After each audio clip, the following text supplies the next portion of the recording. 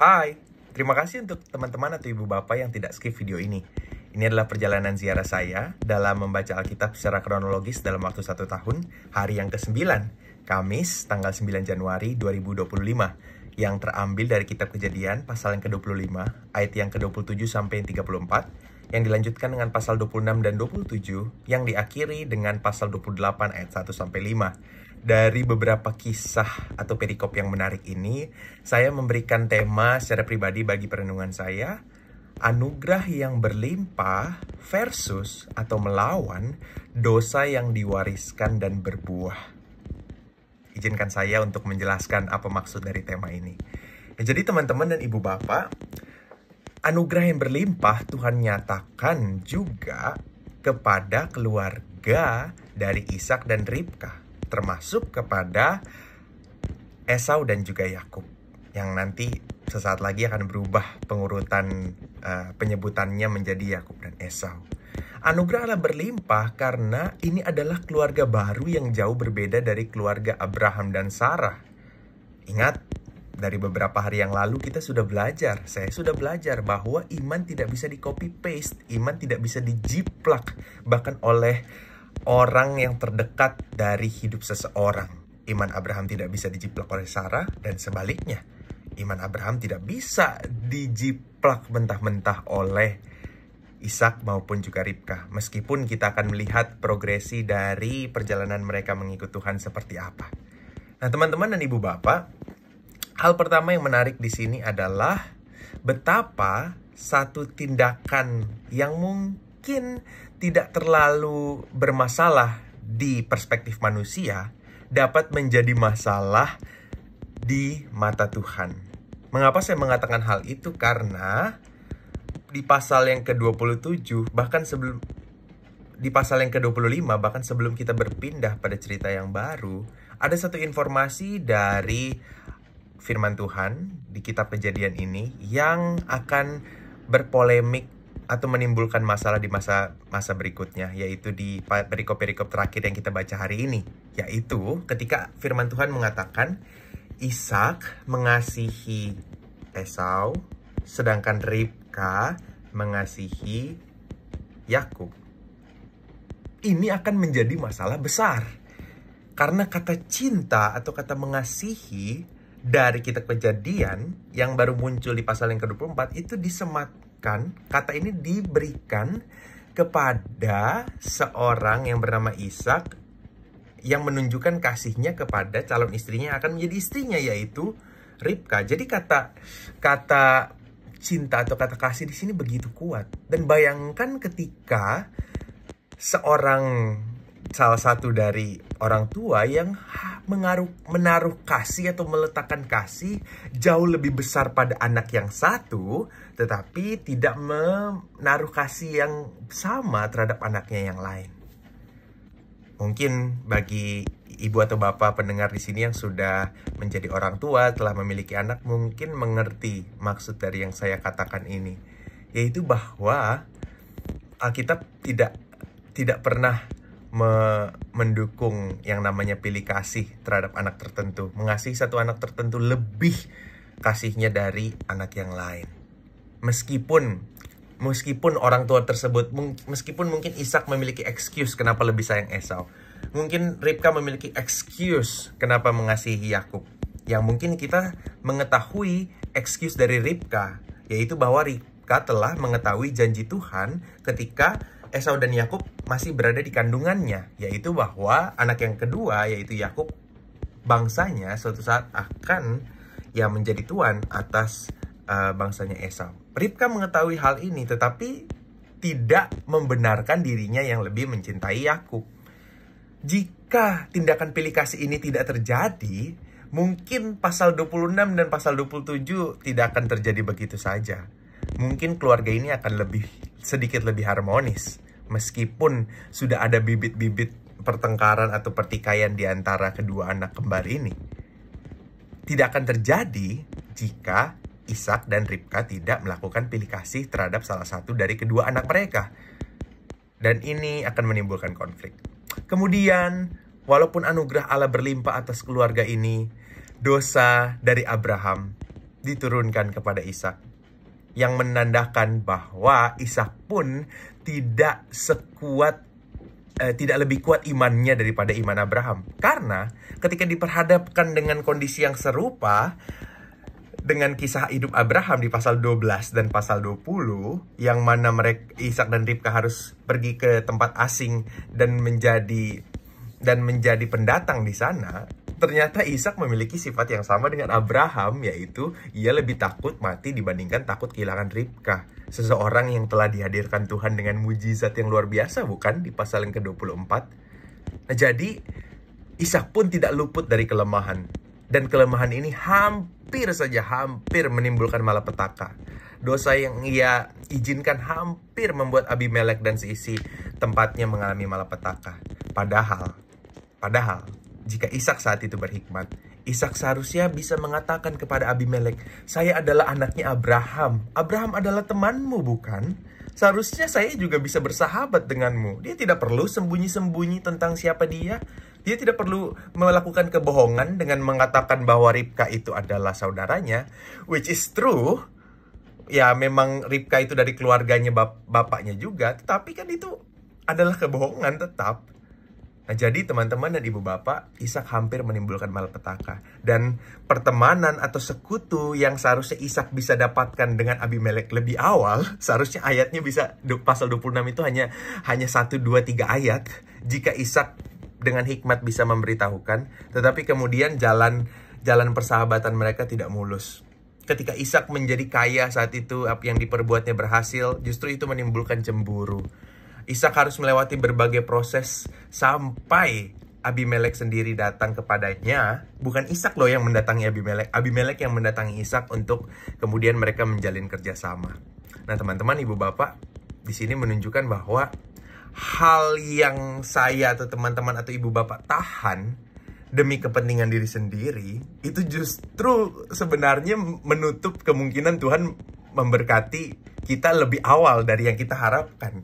Karena hal dosa atau kelemahan yang kita lakukan, tindakan kepleset yang kita lakukan secara sengaja, itu ya ternyata akan menghalangi kita terhadap berkat atau jawaban doa yang mungkin akan dihadirkan lebih awal seharusnya jika kita tidak jatuh. Nah, itu terjadi pada Ishak dan juga Ribka. Dan teman-teman, Bapak Ibu, dosa yang berbuah kita bisa lihat dalam hidup dari Esau. Karena seharusnya Esau sudah tahu bahwa untuk menjadi bangsa yang lurus, sejak Abraham telah ditetapkan oleh Tuhan bahwa mereka tidak boleh kawin campur dengan orang Kanaan. Mereka harus kawin hanya dengan orang-orang dari bangsa mereka sendiri. Yang berarti Esau tidak memperhatikan Tuhan, tidak memperhatikan ayahnya, tidak memperhatikan ibunya. Dan ia hanya mengikuti keinginan dagingnya sendiri dengan menikahi tidak satu loh, bukan hanya satu, dua sekaligus orang Het. Abraham dapat berteman dengan orang Het, tapi bukan menikahi. Dan itulah yang dilakukan oleh Esau. Dan yang kita akan lihat dari pasal 26 sampai pasal yang ke-27, ia mengikuti jalan hidupnya Kain. Ancestornya nenek moyangnya 2100-an tahun yang lalu. Yaitu kita tahu keturunan dari Kain yang bernama Lamek. Dia menikahi 2 orang sekaligus, dan itu yang dilakukan Esau. Dan nanti di pasal ke-27 dan ke-28 kita bisa melihat bahwa sikap hatinya sama seperti Kain. Tidak mengasihi Tuhan, tidak memperhatikan keluarganya, dan dia hanya fokus mengasihi dirinya sendiri. Dan inilah yang terlihat di pasal yang ke-27 di kisah yang paling terkenal mungkin di Alkitab, yaitu Yakub yang mencuri dalam tanda kutip berkat kesulungan Esau. Dan ternyata sudah terlihat bahkan di pasal yang ke-25 bahwa Esau tidak memandang tinggi berkat kesulungan, yang mana itu hal yang harus dia pegang seumur hidup. Tetapi dia tukar dengan kebutuhan perut di momen saat dia kelaparan. Artinya dia tidak menghargai Tuhan sejak awal. Meskipun saat itu Yakub, dia memang punya jiwa trickster, punya jiwa penipu di sana. Nah, tetapi kan seharusnya kalau Esau menghargai Tuhan, dia pasti akan langsung cut. Berkat kesulungan itu tidak bisa dibeli. Seharusnya Esau bisa mengatakan hal tersebut. Tetapi ternyata ketika Esau mengiyakan, berarti kan Esau sedang menurunkan derajat dari janji Tuhan ke derajat yang paling rendah. Yang kita tahu sesuatu hal yang begitu mahal yang tidak bisa dibeli pakai uang, ketika hal itu ditukar dan ternyata bisa dibeli dengan uang, kita tahu kan levelnya jadi rendah sekali. Kita tahu manusia bukanlah untuk diperjualbelikan. Dan ternyata kalau misalnya ada orang-orang di luar sana yang melakukan praktek perdagangan manusia dan sebagainya, kita tahu bahwa manusia sedang direndahkan derajatnya. Manusia yang seharusnya tidak dapat dijual belikan dengan uang sebesar apapun. Dan kita tahu bahwa janji Tuhan bagi dirinya yang tidak bisa dijual dengan uang, dia jual pakai makanan di momen tersebut. Merendahkan Tuhan, merendahkan janjinya, menandakan bahwa ia jauh dari Tuhan. Dan situasi seperti inilah yang menjadi latar belakang dari pasal yang ke-27. Hero atau pahlawan dari pasal 27 sampai yang pasal yang ke-28 bukanlah Yakub, bukanlah Ishak, apalagi Esau. Yang menjadi pahlawannya dalam cerita ini adalah si mami atau si mama atau si ibu, yaitu Ribka. Hanya Ribka yang masih menempel ingatannya tentang janji Tuhan bahwa Yakub akan menjadi bangsa yang besar melebihi Esau. Seharusnya Ribka mengambil jalan yang benar, meskipun jalan itu sulit. Bagi saya orang Kristen modern, mungkin yang saya bayangkan seharusnya yang dilakukan adalah rapat keluarga. 4 orang dikumpulkan dan Ribka mengatakan dengan jujur apa yang Tuhan janjikan kepada keluarga ini. Meskipun yang akan saya bayangkan, Ishak mungkin sebagai orang yang lebih menyayangi Esau tidak akan terima. Esau yang hatinya sudah jauh dari Tuhan mungkin tidak akan terima. Yakub saat itu yang tidak punya kuasa apa-apa di rumah mungkin akan cekcok.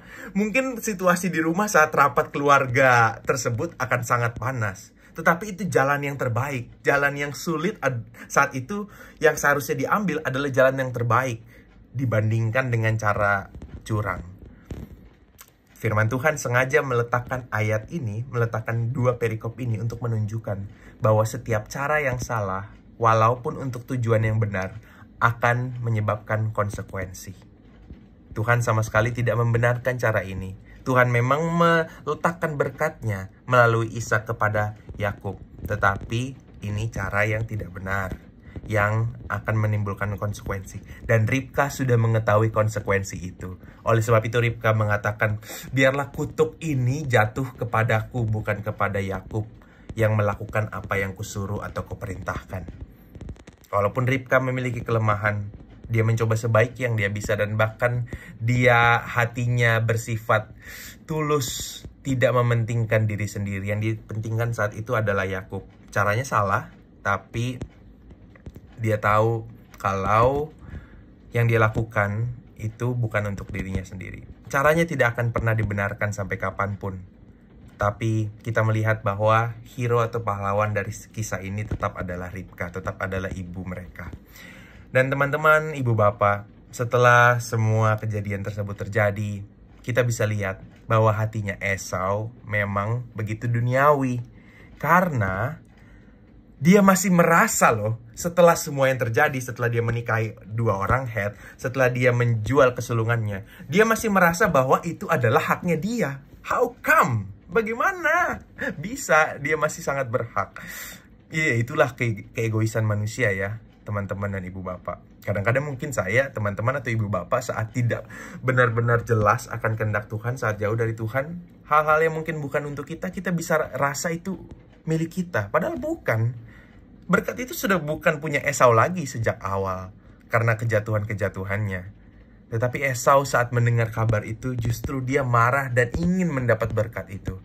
Orang yang kemarahannya salah dan kemarahannya sudah menggerogoti satu tubuhnya, ia tidak akan bisa melakukan introspeksi hatinya lagi. Dia mungkin tidak mau mengintrospeksi diri. Yang dia salahkan Yakub. 2 kesalahan dia sematkan kepada Yakub, yang padahal itu kesalahannya sendiri. Bukankah itu yang dilakukan oleh Kain di pasal yang keempat, 2100 tahun sebelum mereka hidup? Kesalahan yang sama pula dilakukan oleh Esau.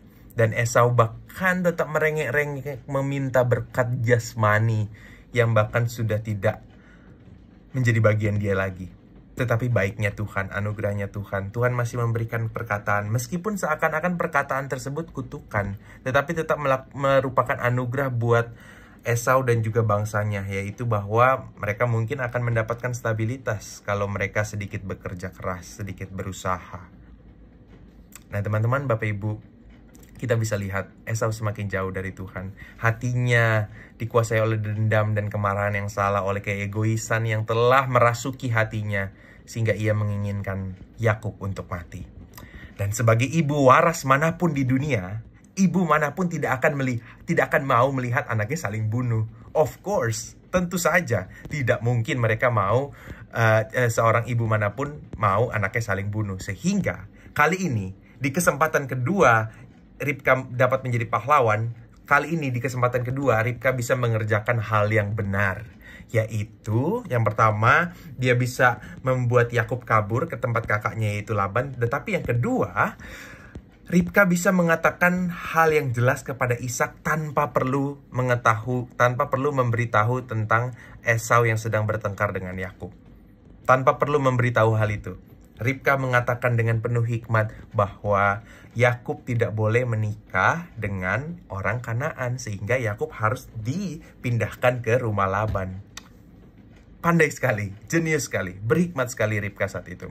Dia tidak pakai cara bohong seperti pasal yang ke-27, seperti kisah yang sebelumnya. Tetapi saat ini Ribka sebagai ibu yang benar, sebagai ibu yang berhikmat, dia tahu cara memberitahu sesuatu yang penting tetapi tidak berbohong kepada suaminya. Dan Ishak menerima dan Ishak merestui, semakin memberkati Yakub melalui berkat yang Tuhan berikan kepadanya. Ia turunkan kepada Yakub. Dan itu tidak dialami Esau. Dan kita akan lihat besok bagaimana hidupnya Esau semakin turun. Tetapi karena Yakub mendapatkan berkat Tuhan ini dengan cara yang salah, di hari-hari yang berikutnya kita akan melihat bagaimana Yakub harus diuji Tuhan. Apakah dia seseorang yang layak mendapat berkat turunan dari Ishak dan juga Abraham? Beberapa hal ini sangat menguatkan saya, sangat mengingatkan saya tentang bagaimana saya berrelasi dengan keluarga, berrelasi dengan orang-orang terdekat, bagaimana menjaga iman, bagaimana menjaga supaya hati tidak digerogoti keegoisan. Puji nama Tuhan, anugerah Tuhan tetap berlimpah di tengah kelemahan dari keluarga, di tengah kelemahan dari komunitas umat Tuhan. Tuhan baik, anugerahnya selalu menang. Meskipun ada dosa yang diturunkan, ada dosa yang diwariskan, ada dosa yang bahkan berbuah, anugerah Tuhan tetap menang. Mungkin beberapa hal itu saja yang bisa saya bagikan sebagai refleksi saya, yang diharapkan dapat memberkati teman-teman dan juga ibu bapak. Selamat beraktivitas dan Tuhan Yesus memberkati.